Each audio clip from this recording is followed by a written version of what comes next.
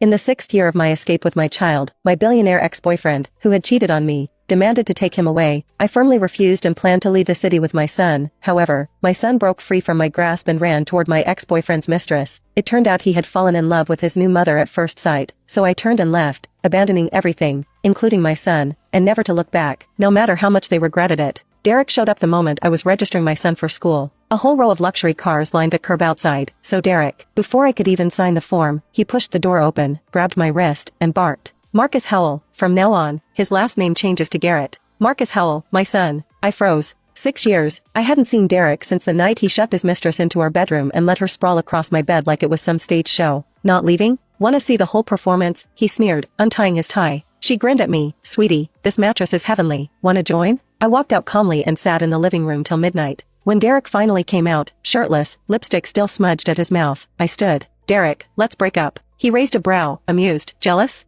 I wasn't jealous, I was just tired. Our marriage had been arranged for business reasons. Then my parents died in a car crash before the paperwork was even finalized. Derek never bothered with the act after that, parading women home like it was a sport. That night, I left, blocked him everywhere. And I never told him I was pregnant. I didn't run far, no one escaped Derek and Jern, but he never came looking. Not until today. And of course, behind him stood Celeste O'Brien, same red heels, same smug smile. She bent toward Marcus. Sweetie, wanna come live in a big house with Aunt Celeste? I pulled Marcus close. Derek, we ended ages ago. My son has nothing to do with you. I hated Derek. I nearly died giving birth, 10 hours of labor without painkillers. Because I was allergic to anesthesia, Marcus was my only family left. But Celeste turned it into a game, pretended to walk away. And to my shock, Marcus shoved me back. You're selfish. Why do I have to live such a hard life with you? His words cut deeper than any knife. I'd given him the best of everything I could afford. Cooking classes to match his picky taste, NBA tickets for his basketball obsession, my love, my whole heart. But to him, it all meant nothing compared to one Aunt Celeste. Celeste laughed. Bethany, still unwanted by men, huh?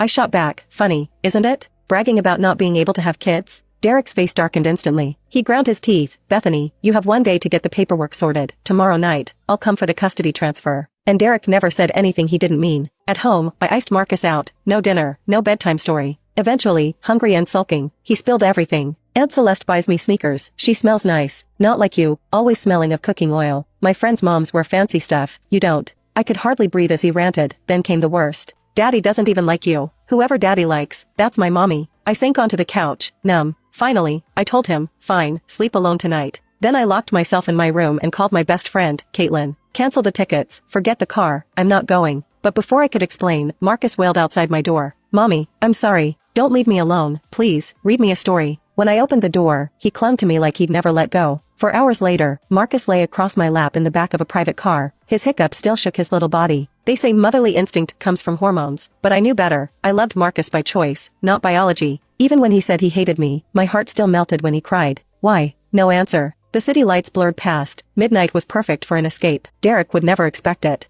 There was a time I believed he loved me. Childhood sweethearts turned arranged couple. It felt natural back then. He was Jern's golden boy, and in public he used to spoil me shamelessly. Bethany gets the project, period. Sorry, my girlfriend says no deal. If she's mad, I'll just blow up a few buildings for fireworks. But after my parents' death, his mask dropped. I once overheard him sneer, they died right on time. I was bored anyway, if not for Howell Money, who'd put up with her. Even now, the memory made my breath shake. But soon it would be over. As long as we left Jern, Derek couldn't touch us. Or so I thought. Just before boarding, Marcus tore free of my hand and screamed. She's not my mom. She's a kidnapper trying to take me away.